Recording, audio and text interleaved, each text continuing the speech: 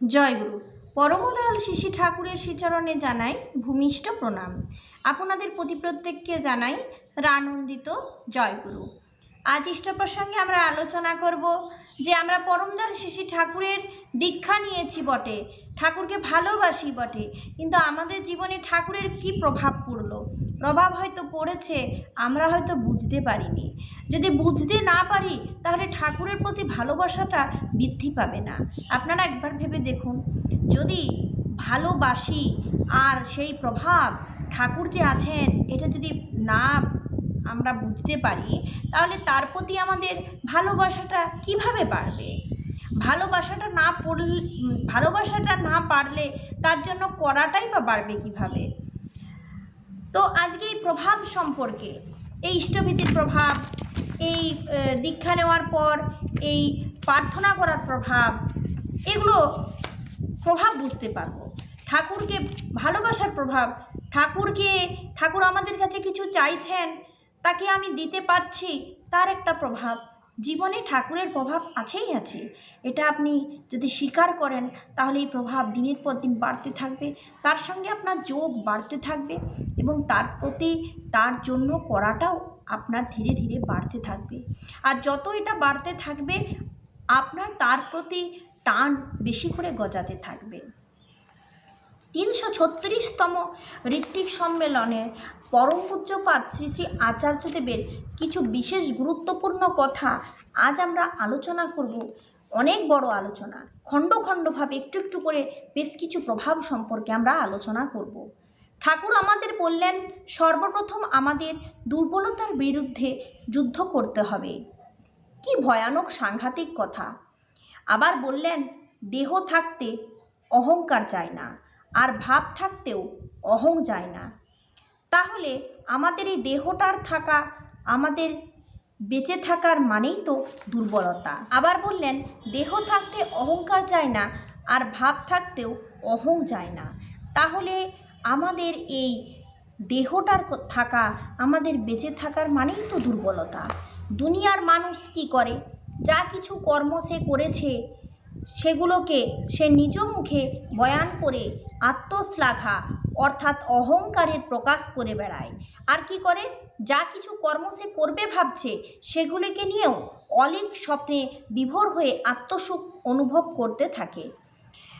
অথচ আমরা তো পৃথিবীতে এসেছিলাম বাঁচতে আর বাড়তে, কিন্তু দেখা গেল দেহ থাকতে অহংকার যায় না, ভাব থাকতেও অহংকার যায় না।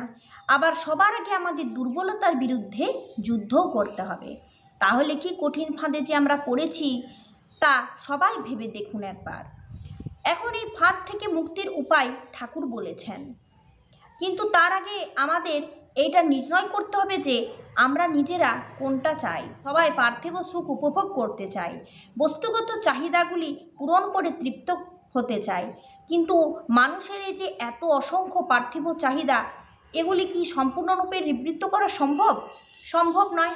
মানুষ প্রথমে এই পার্থিব বস্তুগুলিকে নিজের ভোগে ব্যবহার করে, পরে গিয়ে এই বস্তুগুলি উল্টে সেই মানুষকে তাদের মতো ব্যবহার করতে শুরু করে।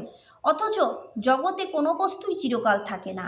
এই যে আমি আমার করছি, আমারও কোনো জিনিসটা আমার নয়, আর আমি সব দিন পৃথিবীতে থাকবো না।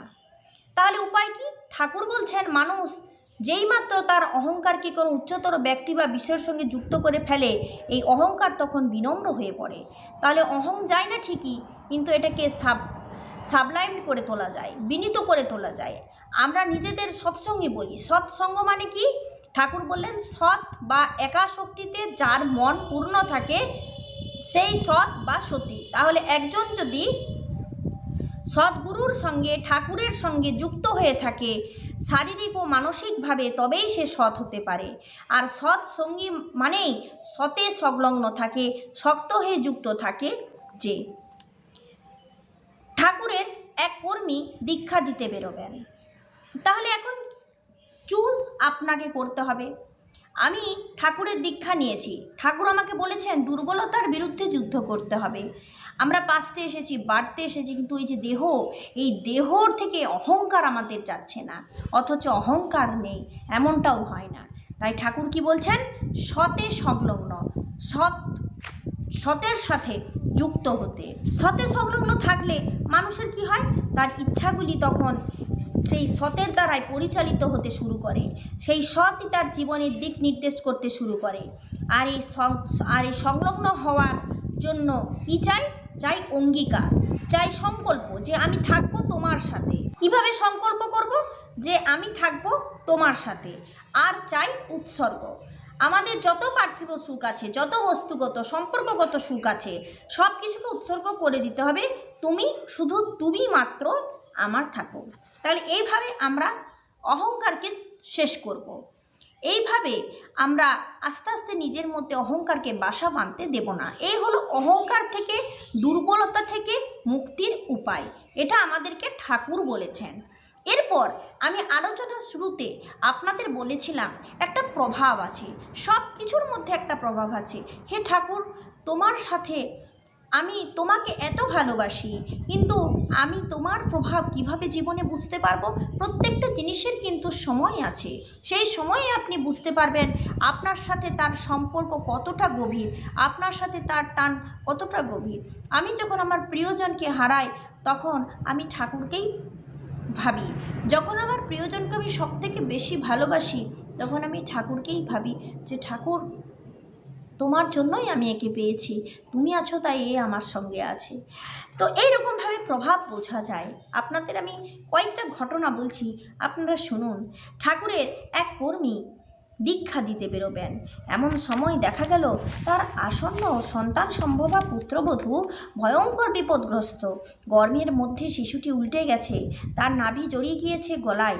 এদিকে সন্তানের মায়ের হিমোগ্লোবিনের মাত্রাও কম। সেই জনপদে উচ্চমানের কোনো চিকিৎসালয় নেই যে এইরকম জটিল বিপদকে সামলাতে পারে। মা আর শিশুর মধ্যে একজনের প্রাণ তো যাবেই।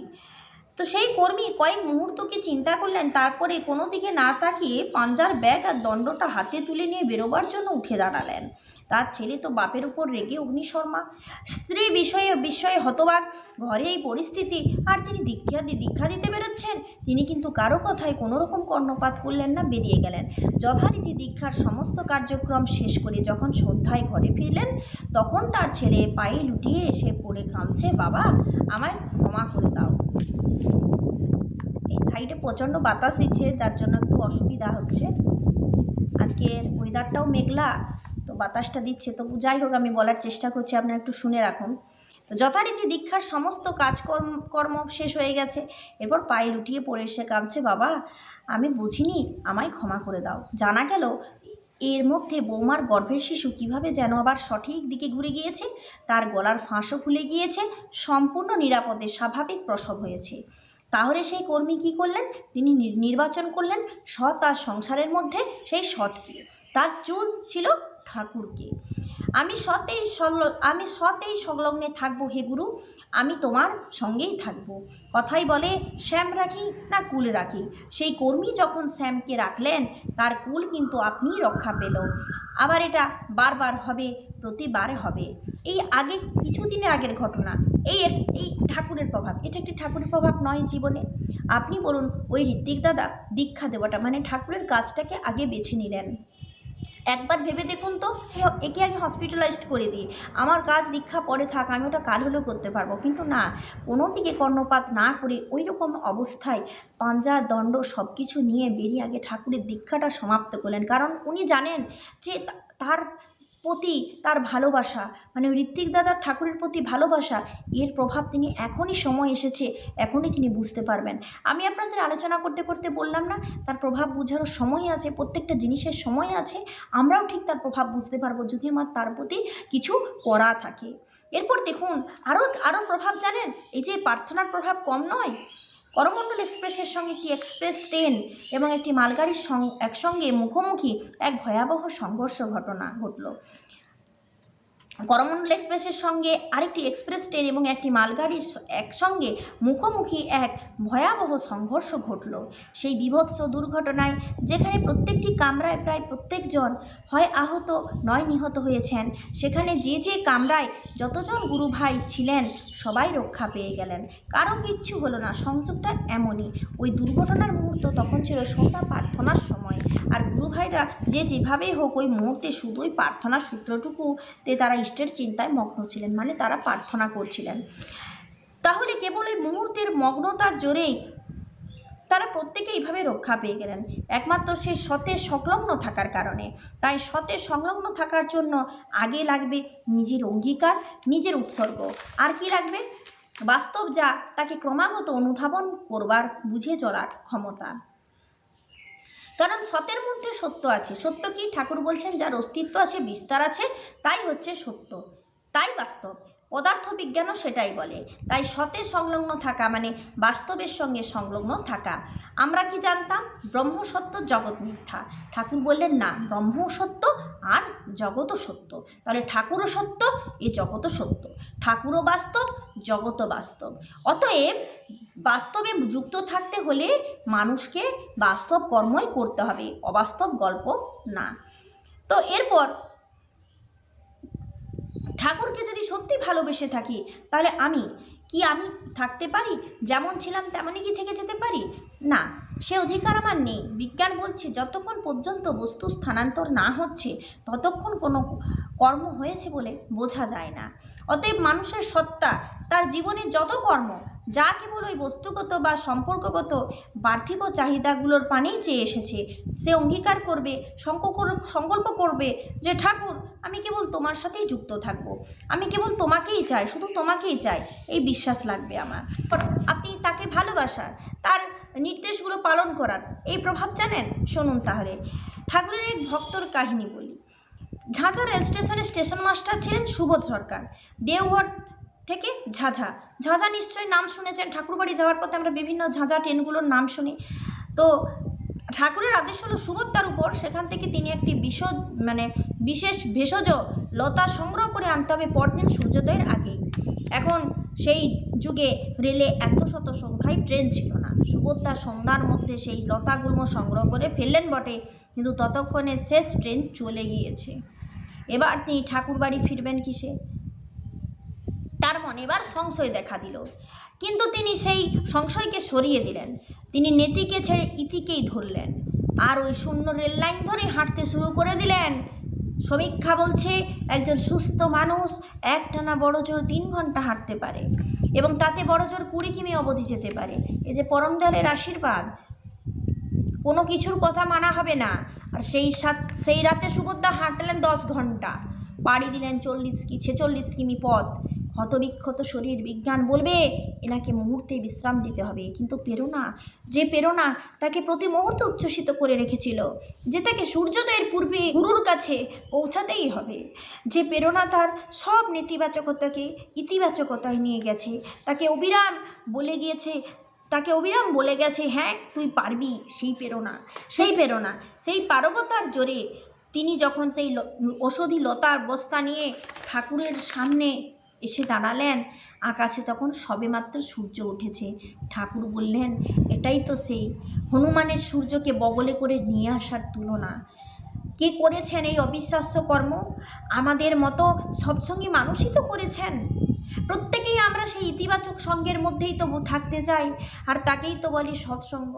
আমরা সেই সতে অচ্যুতভাবে সংলগ্ন থাকবো আর চেষ্টা করে যাব। কেউ দীক্ষা দিতে পারছেন না কি পারছেন সেটা বড় কথা নয়, তিনি নিরন্তর চেষ্টা করেছেন কি না, বড় কথা সেইটাই। দীক্ষাপত্রের কাজ যেখানে হচ্ছে সেখানে তো যাজনই হচ্ছে, তাহলে সেখানে নতুন দীক্ষা হবে না কেন? দীক্ষা এককালে হয়েছিল বলেই না আজ দীক্ষাপত্রের কাজ হচ্ছে। তাহলে এটাই তো কর্মীদের ফান্ডামেন্টাল ওয়ার্ক, ঠাকুর যেমন বলেছেন। তাহলে এই হচ্ছে ঠাকুরের প্রভাব। 102 বছরের একজন ঋত্বিক সেদিন এসেছিলেন আমার কাছে, আচার্যদেবের কাছে। বলছেন দাদা আমি আরও বাঁচতে চাই, আরও ঠাকুরের কাজ করতে চাই, এদের থামানোই যাচ্ছে না। কারণ প্রেম, এদের প্রেম এমন এক উচ্চ বিন্দুতে আটকে আছে যে এদের নিজেদের শরীর নিয়ে কোনো ভাবনাই নেই, চলে যাওয়ার তাড়া নেই। যতদিন আছেন ঠাকুরের কাজ দেখে যাবেন, এমনই এদের তেজ। আর আজ এই সভায় আমরা যারা উপস্থিত আছি, আমাদের কারো 100 বছর হয়নি, আমরা পারি না রামচন্দ্রের সেতু বন্ধনে সেই কাঠবিড়ালি যদি ঝাঁপিয়ে পড়ে কয়েক কোনা বালির যোগান দিয়ে অমর হয়ে যেতে পারে, তাহলে কি আমরা পারবো না? এই তো 100 বছর সেই ঋত্বিক, তার 2 পায়ে হাঁটার ক্ষমতা নেই, তিনি বলছেন দাদা আমি আর পাচ্ছি না। তাহলে আপনারা বলুন, সেই প্রবীণ ঋত্বিক তখন কি করলেন? আরও এক কর্মীর উদাহরণ, হুইল চেয়ারে চেপে সেই হাতে করে চাকা চালিয়ে স্থাপত্যের কাজ করে চলেছেন। তাহলে আমরা কি পারি না? প্রত্যেকটা জিনিসের জীবনে প্রভাব আছে। আপনি সময়ে প্রার্থনা করুন, তার প্রভাব পাবেন। আপনি তাকে বেশি করে ভালোবাসুন, তার প্রভাব পাবেন। আপনি বিপদে তাকে ডাকুন, তার প্রভাব পাবেন। কিন্তু আপনাকে তার সাথে সব সময়ের জন্য যুক্ত থাকতে হবে। আজকে আমি আর ভিডিওটা লং করব না, ঠাকুরের কথা বলে শেষ করা যাবে না। এইভাবে তার প্রভাবগুলো বোঝা যায়, এইভাবে তার জন্য করা যায়। নির্দেশ পালন করতে গিয়ে সুভদ্রার কী অবস্থা, ক্ষতবিক্ষত, কতটা হাঁটছে, কতটা পায়ে কতটা তার ক্ষতবিক্ষত হয়েছে, কতটা রক্ত পড়ছে, কী হচ্ছে তার কোনো নজরই নেই, তার কোনো ধ্যানই নেই। হেঁটে চলেছে, সেই ঠাকুরের নির্দেশ পালন করবার যে একটা লোভ, তাতে তাকে পেয়ে বসেছে। অনেকটা হয়ে গেল, পরের দিন আরও আলোচনা করব এই প্রভাব সম্পর্কে। আশা করি বিভিন্ন রকম উদাহরণ আপনাদের সাথে আমি শেয়ার করতে পারলাম। জয় গুরু।